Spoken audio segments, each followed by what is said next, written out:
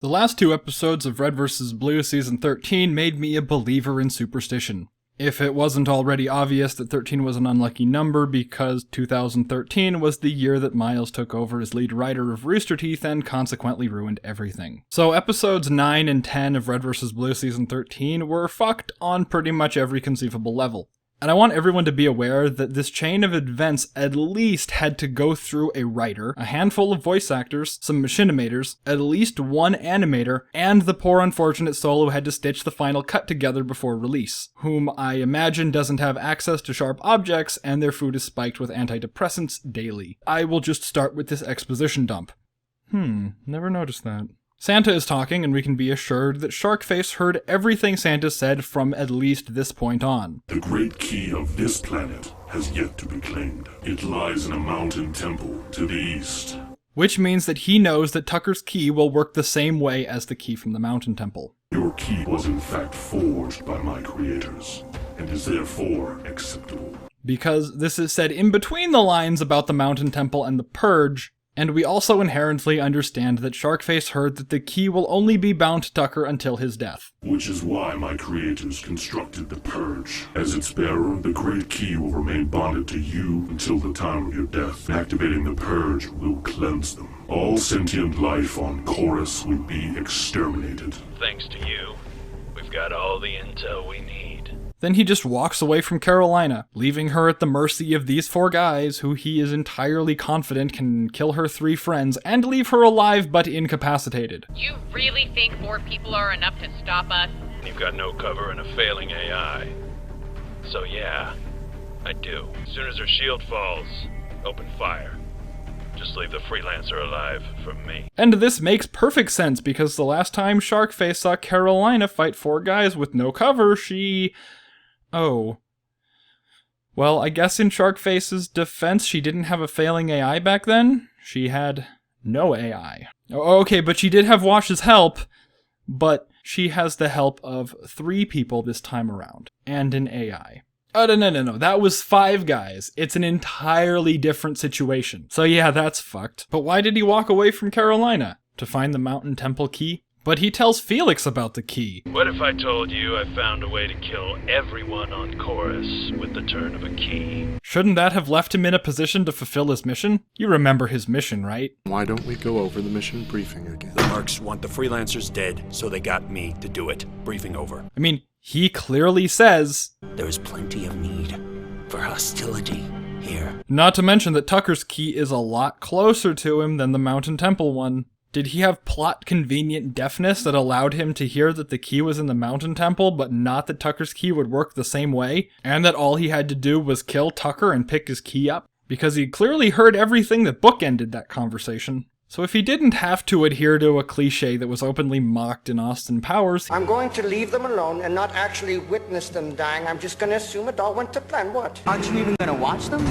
They could get away. You just don't get it, do you? You don't. He would have been in a position to fulfill his mission, get his revenge, and a key, and help his goons survive. Now on to a line that I would like to believe is a mistake. All sentient life on Chorus will be exterminated. Now, something that would help this make sense is that the line, except someone with a key bound to them, had been cut because the editor couldn't take it anymore and jumped out a window. But if it truly means all sentient life, wouldn't Sharkface's primary goal to be get the fuck off Chorus as soon as possible? And why would the matter of whether or not his goons left Carolina alive matter to him? Why would he play lookout for Felix if that meant he was going to die? Stand guard, okay? Okay. Why would his goons stand there and wait for their inevitable deaths, either at the hands of Carolina and friends, or the Purge? Because they absolutely heard what Santa said. Sharkface was further away than they were from Santa, and still heard everything just fine. Plus, they make jokes about being able to hear everything that was said inside the bubble shield. Well, if I explain it, they'll hear me. No, we won't. Our hearing is terrible. Which means they heard Carolina call for backup. I need you to send a squad to the mountains east of our location. We have to beat them to it. And didn't warn Sharkface about it. What do you mean too late? Where's the sword? So they're invested in this mission enough to die for it, but not to make sure it succeeds? The second Sharkface turned his back, these mooks should have turned tail and run for the nearest thing that could break orbit. Do these four not think they fall under the umbrella of all sentient life? Or is that just not the type of thing that Miles thinks about when he writes? What about Locus? Take it, Pelican. I've got Alpha covered. Why is he perfectly willing to wait for Felix to literally kill him? To add insult to Locus to insult to the audience, he is under orders to kill Kimball before she dies along with everyone, including Locus. Locus, What? when you kill Kimball, go ahead and do it quick. In an earlier episode, he was motivated by bribery and threats. I think I know what the problem is. It's your motivation. Clearly, your monetary compensation isn't enough. Then we will find another candidate to test the suit. And their first task will be tying up any loose ends.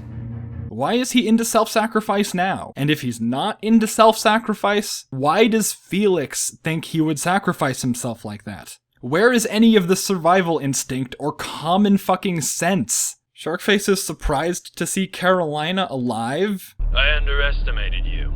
We get that a lot. yet he remembers that he left his goons under order to leave her alive, right? And I'll just wrap up with a couple more sad things. Freckles, run command, aimbot. The Deus Exiest Deus Ex that ever deist an X. It's Sharkface.